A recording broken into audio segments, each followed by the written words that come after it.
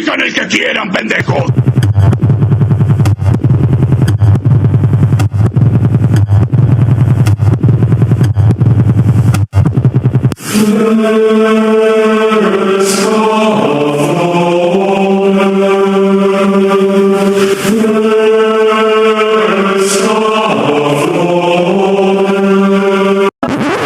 ¡Estén mamando, pendejos! La mayor parte de los buenos cuentos de hadas trataban de las aventuras de los hombres en el país peligroso o en sus oscuras fronteras, y es natural que así sea, pues si los elfos son reales y de verdad existen con independencia de nuestros cuentos sobre ellos, entonces también resulta cierto que los elfos no se preocupan básicamente de nosotros, ni nosotros de ellos. Nuestros destinos discurren por sendas distintas y rara vez se cruzan, incluso en las fronteras mismas de fantasía, solo los encontraremos en alguna casual encrucijada de caminos. La definición de un cuento de hadas, ¿qué es o qué debería ser? No depende pues de ninguna definición ni de ningún relato histórico de elfos o de hadas, sino de la naturaleza de fantasía, del reino peligroso mismo y que sopla en ese país. No intentaré definir tal cosa, ni describirla por vía directa. No hay forma de hacerlo. Fantasía no puede quedar atrapada en una red de palabras, porque una de sus cualidades es la de ser indescriptible, aunque no imperceptible. Consta de muchos elementos diferentes, pero el análisis no lleva necesariamente a descubrir el secreto del conjunto. Confío, sin embargo, que lo que después de decir sobre los otros interrogantes suministrará algunos atisbos de la visión imperfecta que yo tengo de fantasía.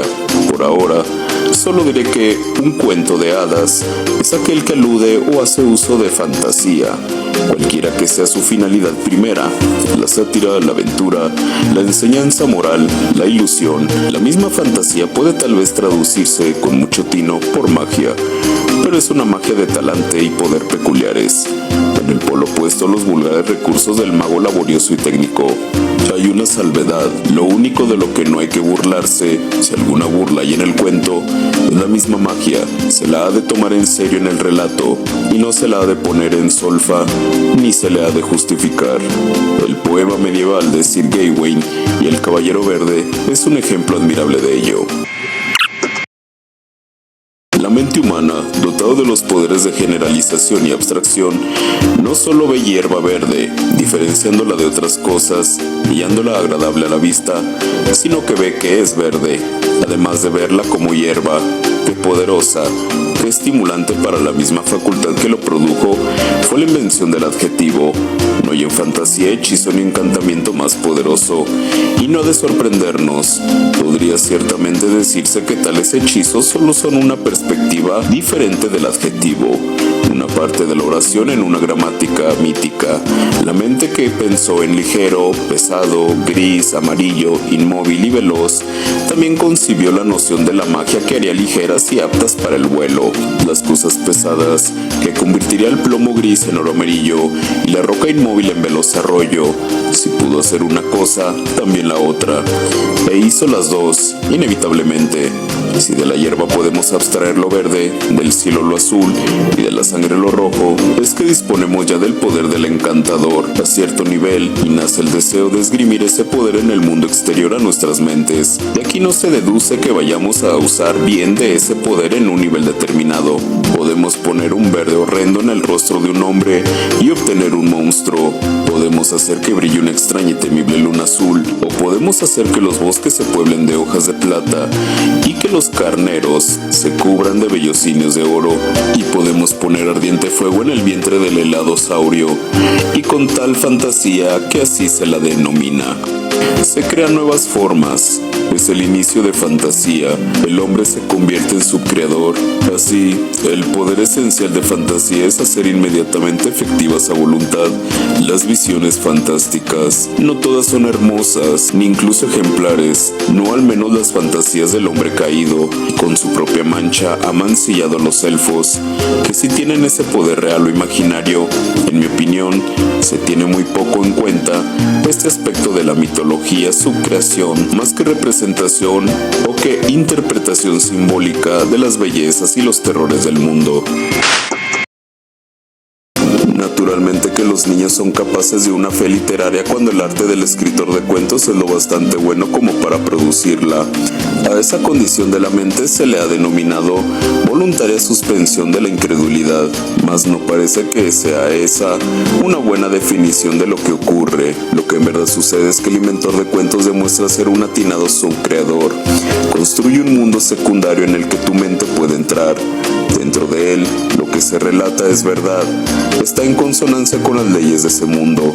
Crees en él, pues, mientras estás, por así decirlo, dentro de él. Cuando surge la incredulidad, el hechizo se quiebra, ha fallado la magia, o más bien el arte, y vuelves a situarte en el mundo primario, contemplando desde fuera el pequeño mundo secundario que no cuajó. Si por benevolencia o por las circunstancias te ves obligado a seguir en él, entonces habrás de dejar suspensa la incredulidad o sofocarla, porque si no, ni tus ojos ni tus oídos lo soportarán.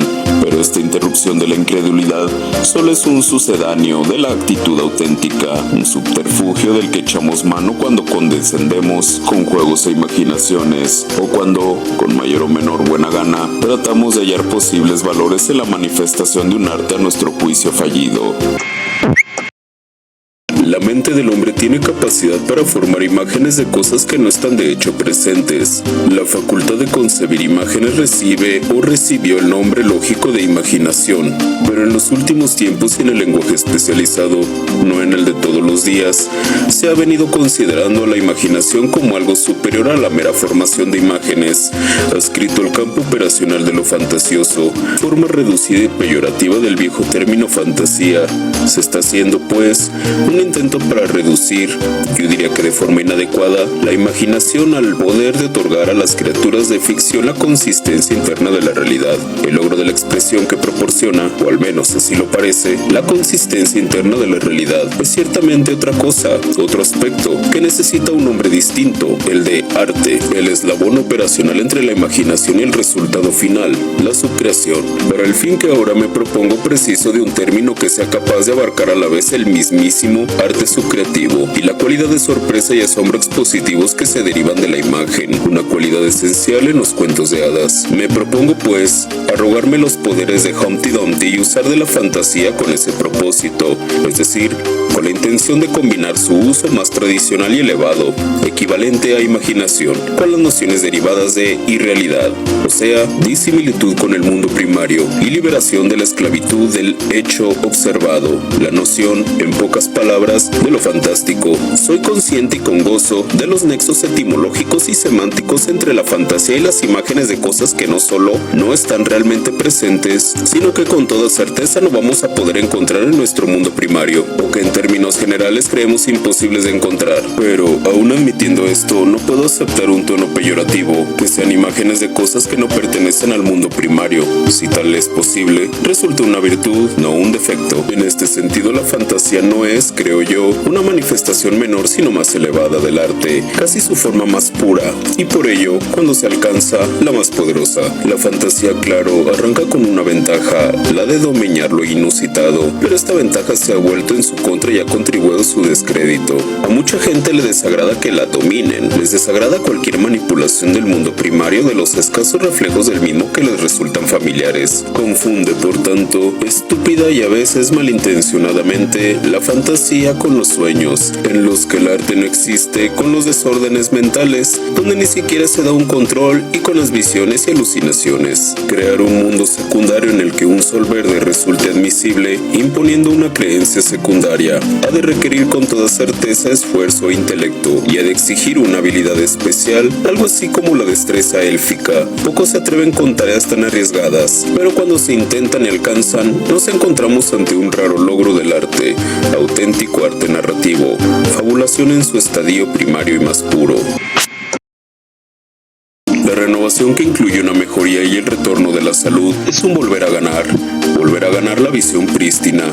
No digo ver las cosas tal cual son, para no ensarzarme con los filósofos, si bien podría aventurarme a decir ver las cosas como se supone o se suponía que debíamos hacerlo, como objetos ajenos a nosotros. En cualquier caso, necesitamos limpiar los cristales de nuestras ventanas para que las cosas que alcanzamos a ver queden libres de la monotonía del empañado cotidiano familiar y de nuestro afán de posesión. Los los cuentos de hadas, naturalmente, no son el único medio de renovación o de profilaxis contra el extravío. Basta con la humildad, y para ellos, en especial para los humildes, está Murrayfolk, es decir, la fantasía de Chesterton. Murrayfolk es una palabra imaginada. Se trata del rótulo Coffee Room, pero visto en una puerta de cristal y desde el interior, como Dickens lo viera un oscuro día londinense. Chesterton lo usó para destacar la originalidad de las cosas cotidianas cuando se nos ocurre contemplarlas desde un punto de vista diferente del habitual. La mayoría estaría de acuerdo en que este tipo de fantasía es ya suficiente y en que siempre abundarán materiales que la nutran, pero solo tiene, creo yo, un poder limitado, por cuanto su única virtud es la de renovar la frescura de nueva visión. La palabra Murrayfolk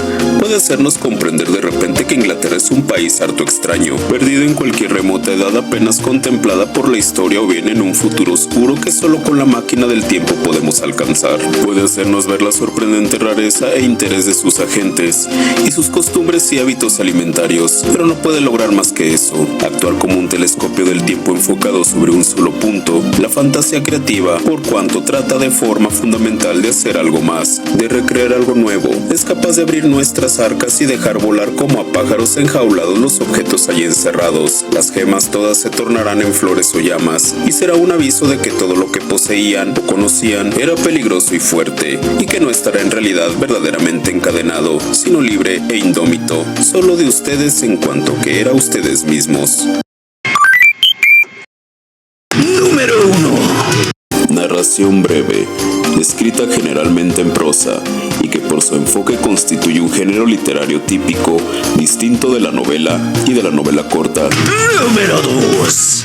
Breve relato de sucesos ficticios y de carácter sencillo, hecho con fines morales o educativos. Número 3. Relación de suceso, relación de un suceso falso de pura invención, fábula que se cuenta a los muchachos para divertirlos. Número 4. Es un relato breve y artístico de hechos imaginarios. Son esenciales en el cuento el carácter narrativo, la brevedad del relato, la sencillez de la exposición y del lenguaje y la intensidad emotiva. Algo que nos lleva... Número 5.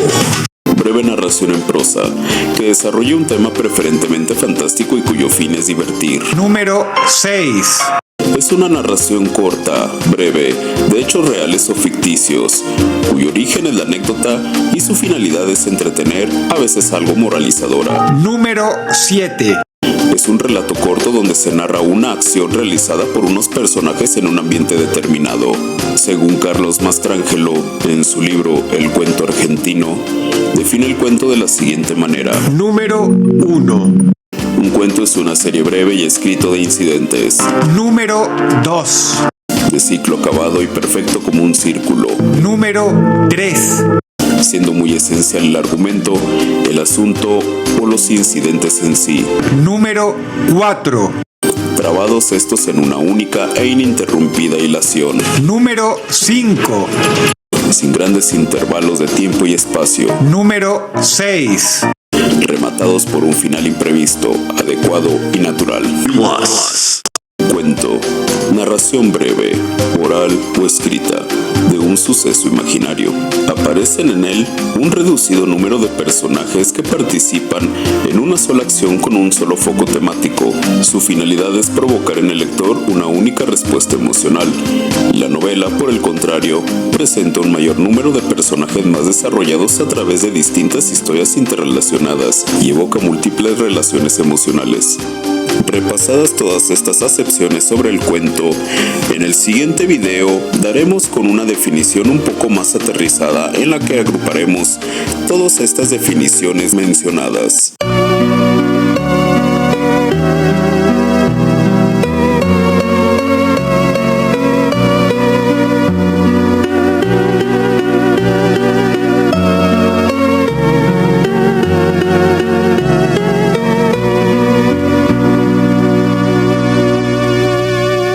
¿Les gustó? Jódanse. ¿No les gustó? Jódanse 3 veces más.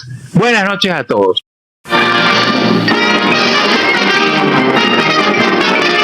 Eso es todo, amigos.